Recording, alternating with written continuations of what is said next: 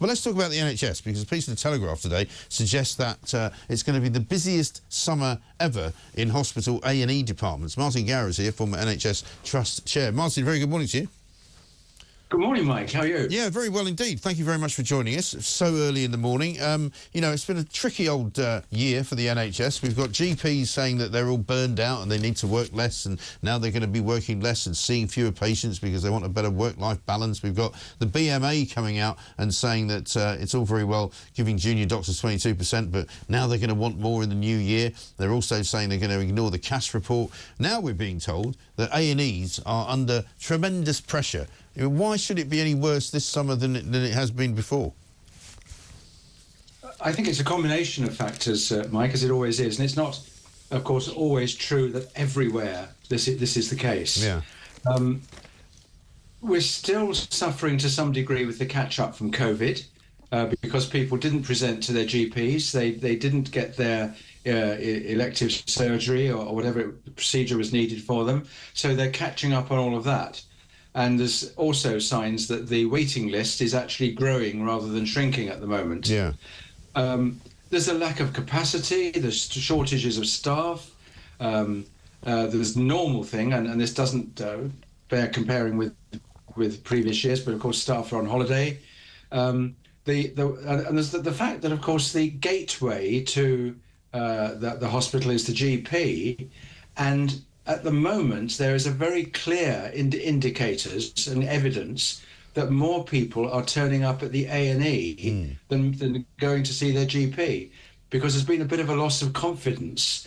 This is particularly true in large city-deprived areas, where A&E has become the first port of call for quite a lot of people who are not necessarily suffering with anything terribly serious. Some, of course, are. But actually, this is where they're going first, because they feel that they've got more confidence in being dealt with there than they have going to their local GP practice. Yes, and that is the problem, isn't it? Because they still, regardless of what GPs say about how busy they are, they're still finding it very hard to make and get appointments when they want them. They are. And Mike, to me, the NHS at the moment feels very much like I can remember old, mature, nationalised businesses, where, of course, they're weak. They're very weak in terms of meeting the demand, and that, of course, means the unions flex their muscles. And I think I've said it in a conversation to you probably a couple of years ago, when the nurses first threatened to strike, that actually it's like kicking a wounded animal while it's down. You know, let's give it a bit more pain. That's how it feels to me, and yeah. I think it's very, very callous, very cynical, and really the government ought to come out and say, look, just remember what you're doing. You're dealing with patients. Now, Streeting has said this.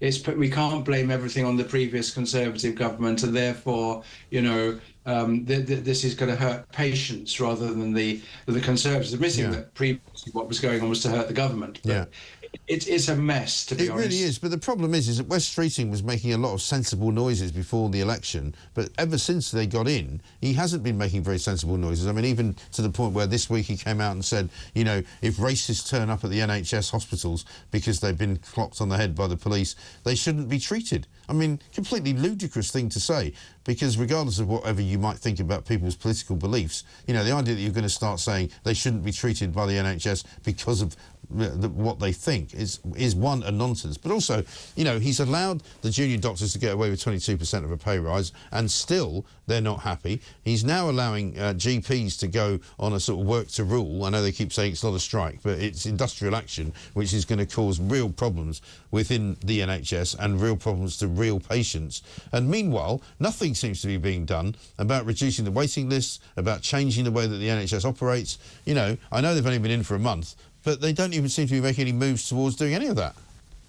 Well, there's going to be some major review that's being led reasonably independently, but a major review will probably take a couple of years and cost millions. I mean, they don't need a major review. They just have to talk to me and listen to the people that ring into this show and listen to people like yourself who know exactly what the problems are and exactly how they can start fixing them. Well, the problem is the system is never going to work as it's set up at the moment. Quite apart from anything else, Mike, when you produce this big, what I would call monopoly nationalised organisation called the NHS, it always brings along big monopoly unions who hold them to ransom.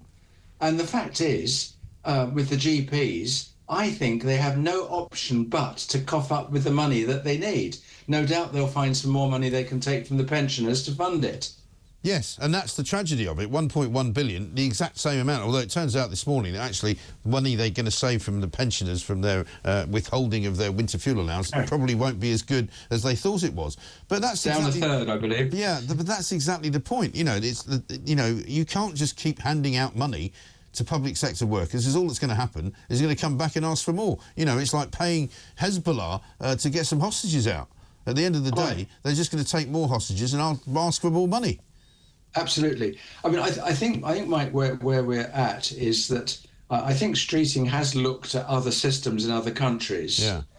And the reality, if we actually bring it down to the real core of it, we know the NHS in its current format is never going to work. No.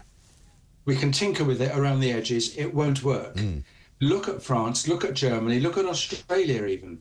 They have systems that do work. They get far better outcomes than we do. And the only route is to go in that direction. But you'll have, let me call them the far left, who will say, oh, you're privatising the NHS. Right. You know, this is terrible. And yes, nobody's saying privatise the method of payment in terms of you not having to get your credit card out when you go and see the doctor. What they are saying is that the providers should be open to private involvement. It is already, but that needs to be accelerated. Yes, no, I couldn't agree more. Martin, good to talk to you. We've got to run, I'm afraid. We always get up against it on the time front, I'm afraid, on this show. We've got so much to do, so busy. Martin Gower, former NHS Trust Chair.